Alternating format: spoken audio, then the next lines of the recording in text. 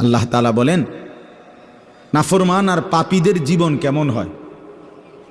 কোরআনে আল্লাহ বলছেন তাদের অবস্থা হয় এমন যে তারা বলে জীবন কেবলই দুনিয়ারটা, আর কোথাও জীবন নেই, আর কিছু নাই। নামুতু ওয়া নাহিয়া, এখানেই মরব, এখানেই বাঁচব। ওমা নাহনু বিমাবউসিন, আল্লাহ বলেন নাফরমানদের দিলের মধ্যে এই বিশ্বাস যে আমাদেরকে পুনরায় কোথাও উঠানো হবে না।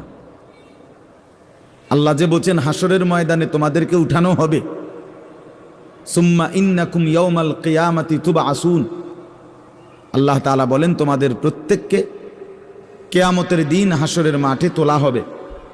আল্লাহ বলেন বেঈমানের দিলে এটা থাকে না। তার কথা হলো প্রাপ্তি অপ্রাপ্তি, লাভ লোকসান, ভালো মন্দ, হাসি আনন্দ, দুনিয়া।